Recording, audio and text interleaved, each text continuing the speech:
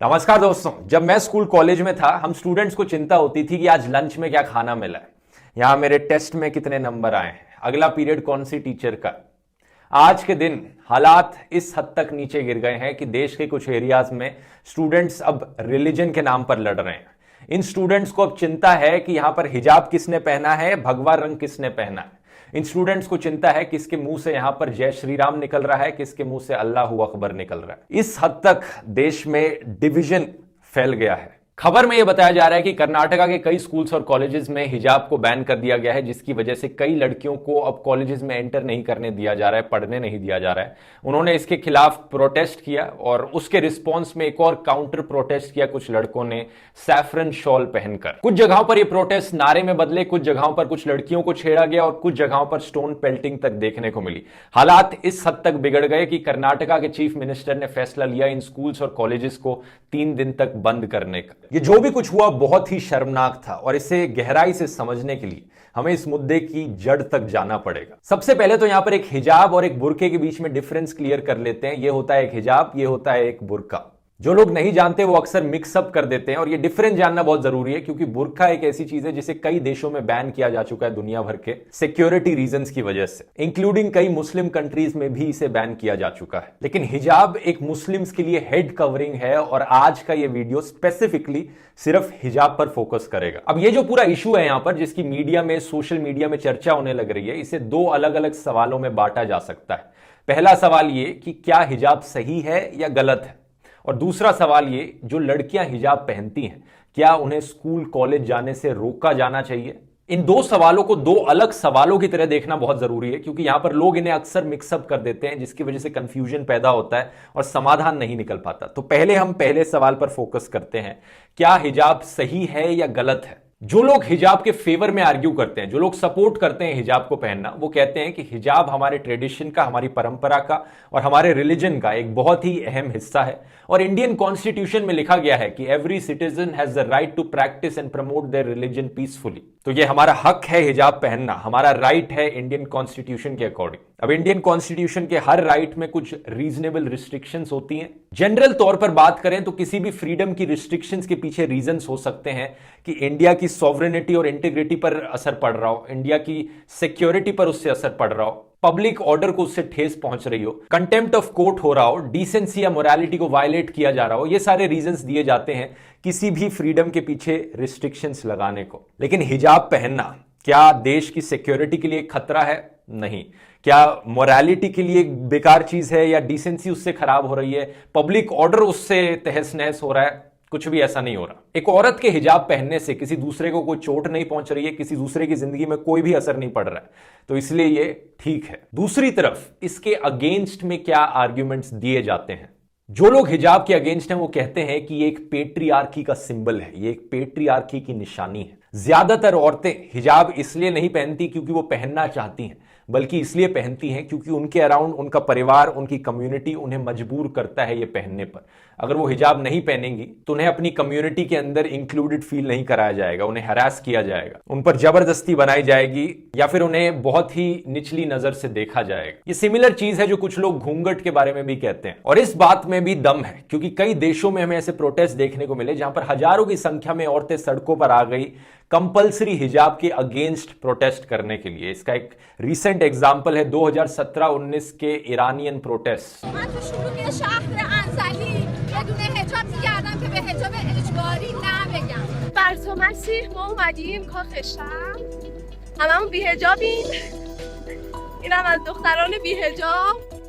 Some of the posted videos show solidarity. من از دختران نه به حجاب اجباریم. औरतें नहीं चाहती थी कि जबरदस्ती उनको हिजाब पहनने के लिए कंपलसरी बनाया जाए। तो यहां जो आर्ग्यूमेंट है वो है वुमेन एम्पावरमेंट और फ्रीडम ऑफ चॉइस को लेकर। अब अनफॉर्चुनेट चीज ये है दोस्तों कि हमारे देश में जो लोग सबसे ज्यादा अगेंस्ट हैं हिजाब के, वो ना तो वुमेन एम्पावरमेंट चाहते हैं, ना ही फ्रीडम ऑफ चॉइस देना चाहते हैं। वो हिजाब के अगेंस्ट बस इसलिए हैं क्योंकि वो इस धर्म से बहुत ज्यादा नफरत करते हैं, इसलिए वो अपनी डोमिनेंस जतलाना चाहते हैं और अपनी मर्जी थोपना चाहते हैं। इस चीज का एक जीता जागता उदाहरण आप इस वीडियो में देख सकते हैं, जहां पर लड़कों ने इकट्ठे होकर एक लड़की को छेड़ा जो अकेली जा रही थी हिजाब पहनने। अगर ये लड़के सही में वुमेन एम्पावरमेंट चाहते तो यहां पर चीख चीख कर धमकाने वाली भाषा में नहीं बात कर रहे होते। लेकिन एनीवेज अगर हम अपने दो आर्ग्यूमेंट्स पर वापस आए, दोनों आर्ग्यूमेंट्स में यहां पर दम है, तो कौन यहां पर सही है? सरकार के पर्सपेक्टिव से देखते हैं। एक सरकार का अल्टीमेट पर्पस क्या होना चाहिए? लोगों के प्रति सरकार की कोशिश होनी चाहिए कि लोग ज्यादा से ज्यादा सोशली इंटीग्रेटेड हो, एक साथ मिलजुल कर रहें, यूनिटी में रहें, हार्मनी में रहें, और एट द सेम टाइम ज्यादा से ज्यादा फ्रीडम मिले लोगों को आजादी हो, कुछ भी करने की फ्रीडम ऑफ चॉइस हो एज मच एज पॉसिबल। अब यह पाने के लिए क्या किया जाए? लोगों को अपने रिलीजियस कपड़े पहनने दिए जाए ताकि लोग अपने रिलीजियस सिंबल्स, अपने अलग अलग टाइप के कपड़े आराम से पहन सकें, तब ज्यादा लोग सोशली इंटीग्रेटेड साथ में खुशी से मिलजुल कर रहेंगे, या फिर लोगों को रिलीजियस सिंबल्स कंप्लीटली बैन कर दिए जाएं, लोग एक तरीके के कपड़े पहने, अपने धर्म को अपने कपड़ों में ना इस्तेमाल करें, तब ज्यादा लोग खुश रहेंगे? इसका कोई सीधा आंसर नहीं है। इसी रीजन की वजह से दुनिया के अलग अलग देशों का अलग अलग अप्रोच रहा है इस चीज को लेकर। सेम विद हिजाब। क्या यहां पर औरतों को आजादी दी जाए हिजाब पहनने की? लेकिन यह कैसे पता लगेगा कि ये औरतें अपनी मर्जी से हिजाब पहन रही है? यहां पर इनके परिवार के द्वारा, इनके कम्युनिटी के द्वारा इन्हें मजबूर नहीं किया जा रहा है हिजाब पहनने के लिए। यह पता लगाना बहुत मुश्किल है। तो इसी रीजन से अलग अलग देशों के अलग अलग अप्रोचेस और अलग अलग टाइप का सेक्युलरिज्म। सेक्युलरिज्म का बुनियादी तौर पर मतलब होता है धर्मनिरपेक्षता। इस फिलॉसफी की शुरुआत एक्चुअली में यूरोप में हुई थी, एक ऐसे समय में जब चर्च और उस समय के जो राजा महाराजा थे यूरोप में, दोनों साथ में मिलकर एक तरह से सरकार का काम करते थे उन देशों में जो उस वक्त होते थे। तो चर्च की बहुत सुनी जाती थी गवर्नमेंट मैटर्स में, स्टेट अफेयर्स में, और इस चीज को हटाने के लिए सेक्युलरिज्म का कॉन्सेप्ट आया कि चर्च और स्टेट को एक दूसरे से अलग रखा जाएगा। जो चर्च है वो गवर्निंग अफेयर्स में इंटरफेयर नहीं करेगा डे टू डे, और जो स्टेट है वो रिलीजियस अफेयर्स में इंटरफेयर नहीं करेगी। इस चीज की बात मैं डिटेल में फ्रेंच रेवोल्यूशन वाले वीडियो में करूंगा, जो आज से 2-3 हफ्ते बाद, इसी महीने बाद में रिलीज होगा, तब जाकर उसे देख लेना। लेकिन इसका कॉन्सिक्वेंस क्या हुआ कि जो भी पब्लिक इंस्टीट्यूशन था यूरोपियन देशों में, कहा गया कि वहां से रिलीजन को बिल्कुल निकाला जाए, दूर रखा जाए। Media, public schools, colleges, bureaucracy, political parties, इन सब में रिलीजन का कुछ नहीं होना चाहिए। दूसरी तरफ इंडिया में जो सेक्युलरिज्म का कॉन्सेप्ट आया वो इससे काफी अलग था। इंडिया में चर्च की कोई इंटरफेरेंस नहीं थी स्टेट अफेयर्स में, बल्कि इंडिया में टॉलरेंस और को एग्जिस्टेंस की विचारधाराएं काफी टाइम से अपने आप ही देखने को मिली थी। भारत की जमीन पर जैनिज्म, बुद्धिज्म, सिखिज्म, इस्लाम, क्रिश्चियनिटी, सब ने कदम रखा और मोर और लेस सब साथ में मिलकर रहे। सूफी और भक्ति मूवमेंट्स थी जिन्होंने लोगों के भाईचारे को बढ़ाया, एक दूसरे के साथ लोगों को प्यार से रहना सिखाया। इसके पीछे कई लोगों को क्रेडिट जाता है, इंक्लूडिंग बाबा फरीद, संत कबीरदास, गुरु नानक, मीराबाई और इवन अकबर जैसे राजा। इन्हीं सब रीजंस की वजह से जो इंडियन वर्जन ऑफ सेक्युलरिज्म बना, वो इस आधार पर बना कि सारे धर्म एक बराबर है, सबको इक्वालिटी दी जाए और हम यूनिटी इन डाइवर्सिटी में रहें। इस आइडिया के पीछे महात्मा गांधी जी का काफी इंफ्लुएंस रहा था। उन्हें लगता था कि इंडिया एक हाईली रिलीजियस सोसाइटी है, यहां पर लोग धर्म को बहुत फॉलो करते हैं और फ्रेंच वर्जन ऑफ सेक्युलरिज्म यहां पर इंप्लीमेंट करना पॉसिबल नहीं हो पाएगा। इसलिए हमें इस तरह का सेक्युलरिज्म इंप्लीमेंट करना पड़ेगा कि जहां पर लोग अपने धर्म को फॉलो कर सकें, एक दूसरे के साथ मिलजुल कर रह सकें।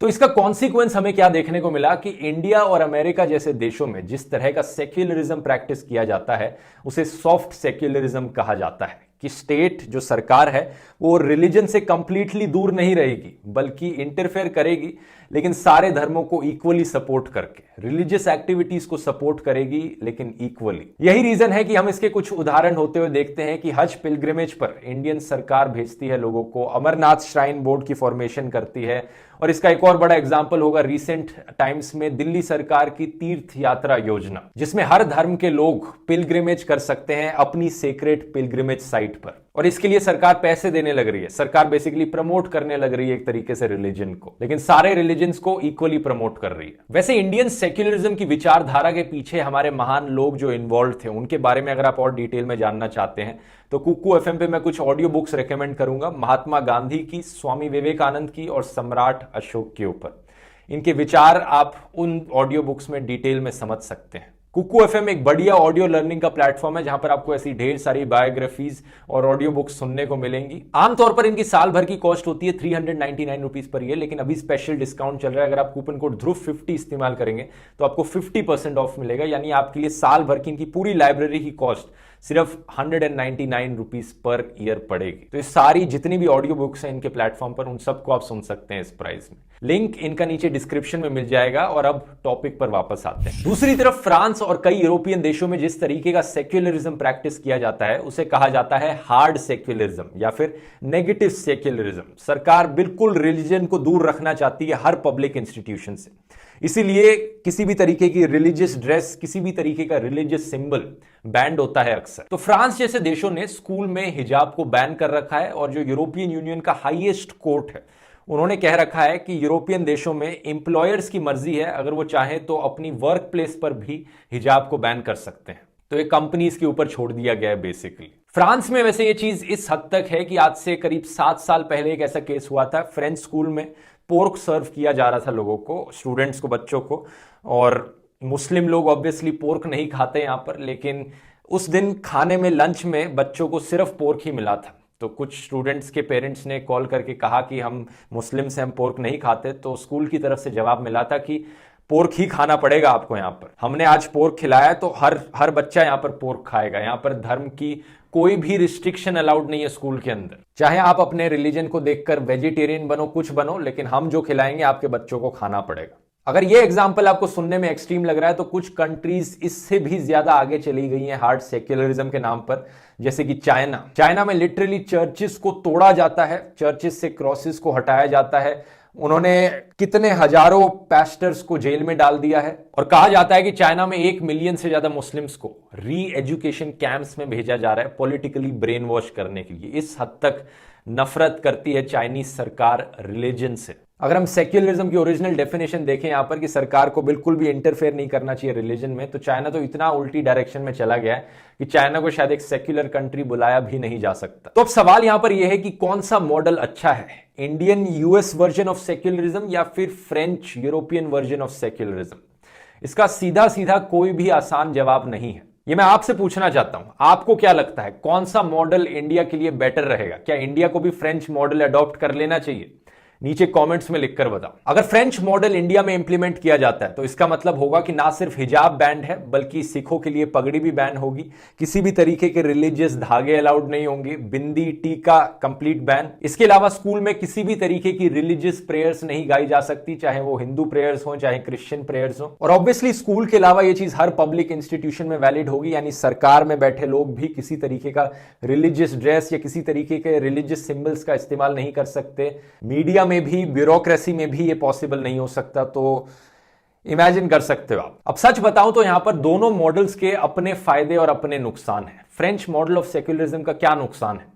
इसका नुकसान हमें दिखता है सोशल इंटीग्रेशन में। कई रिपोर्ट्स निकल कर आई हैं फ्रांस से, जिन्होंने बताया है कि जब से फ्रांस ने हिजाब बैन किया था स्कूलों में, कॉलेजेस में, तब से सोशल इंटीग्रेशन मुस्लिम्स का सोसाइटी में कम हो गया है। मुस्लिम ज्यादा एक्सक्लूडेड हो गए हैं सोसाइटी से। इसे समझने के लिए थोड़ा आपको कॉन्सिक्वेंसेस को समझना पड़ेगा कि इमेजिन करके देखो अगर इंडिया में हिजाब बैन किया जाता है तो रियलिस्टिकली आगे होगा क्या। अक्सर जो लड़कियां हिजाब पहनती हैं वो ऐसे परिवारों से आती हैं जिनके लिए रिलीजन बहुत इंपॉर्टेंट चीज है। अक्सर एजुकेशन से भी बढ़कर रिलीजन होता है। अब ऐसे केस में अगर हिजाब बैन कर दिया जाएगा स्कूलों में तो क्या होगा? लड़की के पेरेंट्स शायद उस स्कूल से उसे निकाल दें, स्कूल जाने ही ना दें, किसी दूसरे रिलीजियस स्कूल में डाल लें। और अगर कोई आसपास रिलीजियस स्कूल नहीं है तो स्कूल जाने ही ना दे अपनी लड़की को। वो अपनी लड़की की शादी कराकर वहां पर और दूसरा भविष्य बना देंगे। तो ये लड़कियों की एजुकेशनल अपॉर्चुनिटीज छीनना हो गया बेसिकली। आप में से शायद कुछ लोग बोलेंगे क्या इतना मुश्किल है, अगर स्कूल में आना है तो हिजाब अपना हटा दो आने से पहले। लेकिन रियलिटी में कोई बच्चा, कोई छोटी लड़की जो स्कूल में जा रही है, कॉलेज में जा रही है, मान लो, वो अपनी जिंदगी के डिसीजंस खुद से नहीं ले रही होती, अक्सर उसके पेरेंट्स डिसीजन ले रहे होते हैं। ऑन दी अदर हैंड अगर हिजाब बैन नहीं किया जाएगा, हिजाब पहनी लड़कियों को स्कूल कॉलेजेस जाने दिया जाएगा, तो लड़कियां अपनी एजुकेशन कंप्लीट कर सकती हैं, पढ़ लिख सकती हैं और शायद जब वो पढ़े लिखी बनेंगी उनके आने वाली पीढ़ियां वो अपने बच्चों को फ्रीडम ऑफ चॉइस के बारे में सिखाएंगी और उन पर जबरदस्ती हिजाब इंपोज नहीं करेंगी। तो ये जो पेट्रियार्की वाला सवाल था कि लड़कियों को मजबूर किया जाता है हिजाब पहनने के लिए, इसका सोल्यूशन वुमेन एम्पावरमेंट से आता है, जिसके लिए एजुकेशन की सख्त जरूरत होती है। तो ये एक बड़ा पैराडॉक्स है, लेकिन मुझे लगता है ये इंडियन सोसाइटी के लिए काफी सच है। आपकी क्या राय है यहाँ पर? अब जैसा मैंने बताया हर मॉडल के अपने फायदे नुकसान है, तो इंडियन वर्जन ऑफ सेक्युलरिज्म के भी कुछ अपने नुकसान है। पहला डिसएडवांटेज ये है कि लाइन कहां पर ड्रॉ करी जाए। यहां पर अगर आज हिजाब में स्कूल में आना अलाउड है तो कल को कोई औरत बुरखे में भी आ सकती है स्कूल में। भाई मेरा फ्रीडम ऑफ रिलीजन है और कल को मैं बोलूं कि मैं अपना एक नया रिलीजन बना रहा हूं और मेरे रिलीजन में बिकिनी में भी आना अलाउड है, तो कल को कोई बिकिनी में भी आ सकता है स्कूल में। कैसे इस चीज को होने से रोका जाए, क्या इसके लिए रीजनिंग होगी? और दूसरा डिसएडवांटेज, क्योंकि यहां पर एक लाइन ड्रॉ करना बहुत मुश्किल चीज है, इसलिए लोगों को पॉलिटिकली एक्सप्लॉइट करना ज्यादा आसान बन जाता है। लोगों को भड़काना, लोगों को एक दूसरे के साथ धर्म के नाम पर लड़वाना ज्यादा आसान बन जाता है फ्रेंच मॉडल के कंपैरिजन में। और यही हमें होते हुए दिख रहा है आज के दिन। लोग धर्म के नाम पर कपड़ों को लेकर लड़ने लग रहे हैं, स्टूडेंट्स लड़ने लग रहे हैं। क्या सोल्यूशन है इस चीज का? आराम से बैठकर बातचीत करके पीसफुली इस चीज का समाधान निकाला जाए। और अगर ये नहीं हो पा रहा है तो हाई कोर्ट या सुप्रीम कोर्ट को एक काम दिया जाए, ये लाइन ड्रॉ करने का, रूल्स बनाने का कि क्या अलाउड है क्या नहीं अलाउड है। यहां पर मुश्किल नहीं है ये करना, लेकिन प्रॉब्लम तब आती है जब कुछ संगठन यहां पर अपनी भरपूर कोशिश करें बच्चों को भड़काने की, धर्म के नाम पर एक दूसरे से लड़वाने की। क्योंकि इलेक्शन आ रही हैं, जल्दी से जल्दी कोई हिंदू मुसलमान का इशू यहां पर बनाया जाए।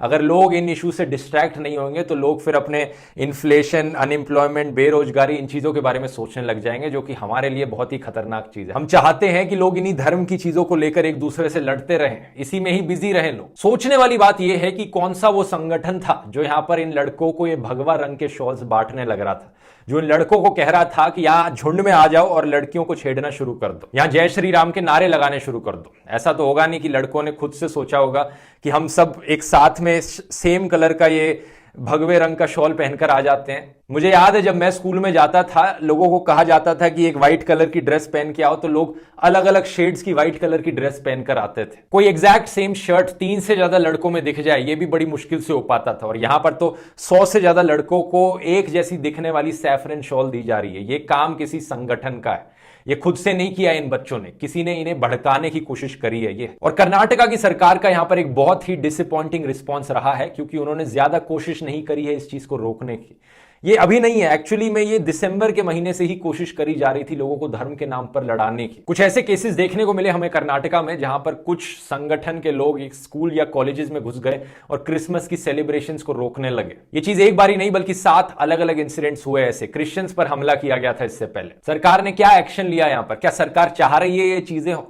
एक बहुत ही इंपॉर्टेंट सवाल है जो सोचने वाला है। और अगर सरकार सही में चाहती है देश में सोशल इंटीग्रेशन बढ़ाना, कि सब लोग साथ में मिलजुल कर रह सकें, देश में यूनिटी हो, देश में लोगों को फ्रीडम ऑफ चॉइस मिले और वुमेन एम्पावरमेंट हो, तो वैसे डिसीजंस भी लेने चाहिए फिर सरकार को।